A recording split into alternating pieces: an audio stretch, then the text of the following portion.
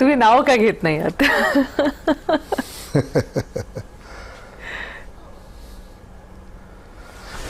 बघा, मी या पक्षात आलेलो आहे. या पक्षासाठी जे जे आवश्यक असेल, जो पक्ष निर्णय करेल त्याच्यासोबत राहत काम करण्याची आमची भूमिका आहे.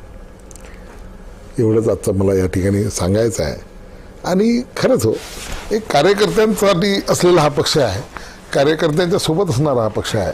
आणि त्याच्यामध्ये प्रॉब्लेम कुठे आहे?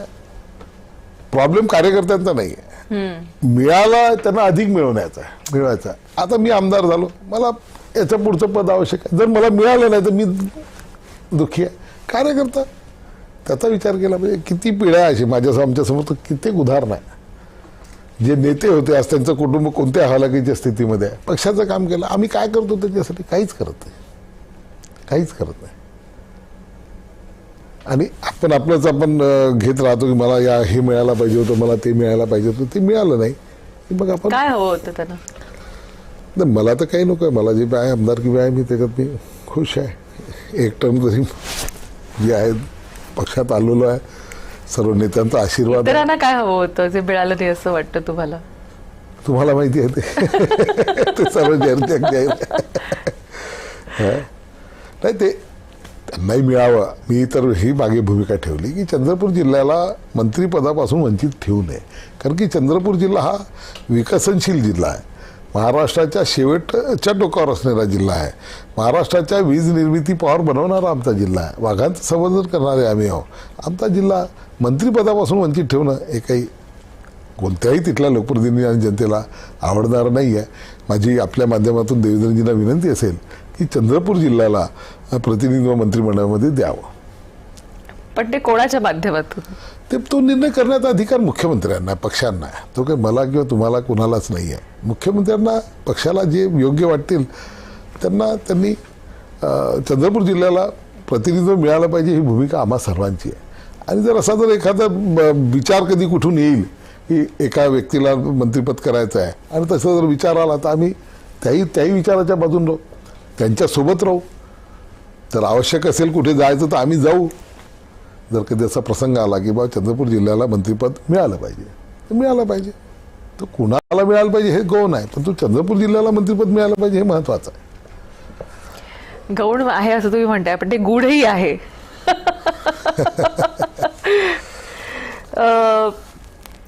नक्कीच, कारण प्रत्येक जिल्हा डिझर्व करत असतो की मंत्री हा त्या जिल्ह्यातला गेला पाहिजे. त्या जिल्ह्याचं रिप्रेझेंटेशन होतं, त्या जिल्ह्याचा विकास होतो, अधिक गतीनं विकास हा नेहमी होत असतो.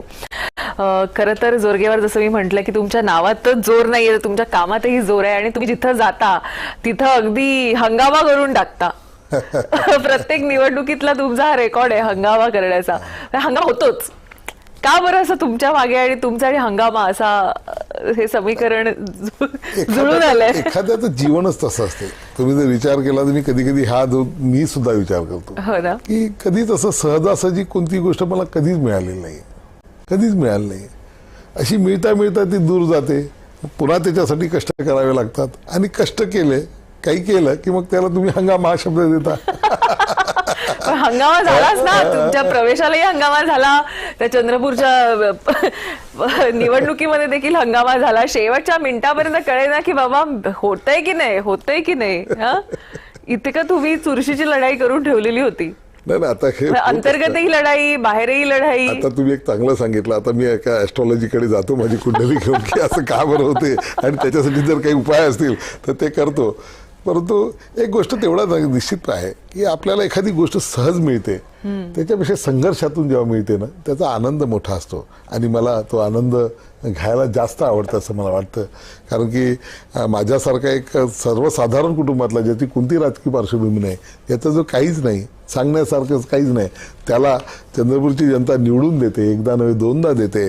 भारतीय जनता पार्टी आपलं कॉग्निजन्स घेते. अमित भाई सारखे नेते आपले तिथे बसून त्यांना तिकीट द्याच हा निर्णय करतात. देवेंद्रजी अनेकदा म्हणतात की जोरगेवारांना तिकीट मिळाली पाहिजे. स्वर्गीय अजितदादांनी अमित भाईंकडे माझी शिफारस केली कि जोरगेवार को आप टिकट दो, अगर आप नहीं देते होंगे तो मैं अपनी तरफ ले लेता हूँ, अशी भूमिका त्यांनी ठेवली. आणि ही एक मोठी गोष्ट आहे. एकीकडे एक चित्र आपण त्याची चर्चा करतो, पण दुसरीकडे हे एक बाजू आपण पाहिली पाहिजे की देवेंद्रजी सारखे, अजितदादांसारखे, शरद पवार साहेब सुद्धा, त्यांची सुद्धा मला तिकीट द्यायची इच्छा होती. शरद पवार साहेबांनी मला बोलवलं होतं, फक्त काँग्रेसचे स्थानिक नेते ते पुन्हा गेले विरोधामध्ये. त्यांनी सांगितलं जर जोरगारानं तुम्ही तिकीट दिली तर आम्ही मात्र ही महाविकास आघाडी तोडून टाकू. बरं. हा, म्हणून मला राष्ट्रवादीचं तिकीट मिळू दिलं नाही. एकीकडे काही लोक असतात लोकल, त्यांना वाटते की बा हा इथे नको, तो दुसऱ्यांनाही वाटत असते. याच्या सर्व याच्यामध्ये लोकशाहीमध्ये ही सर्वोच्च जनता आहे, त्यांना ठरवायचं असते. आणि जोपर्यंत जनता आपल्याला सोबत आहे तोपर्यंत बाकी गोष्टीची चिंता करण्याची लोकशाहीत तरी आवश्यक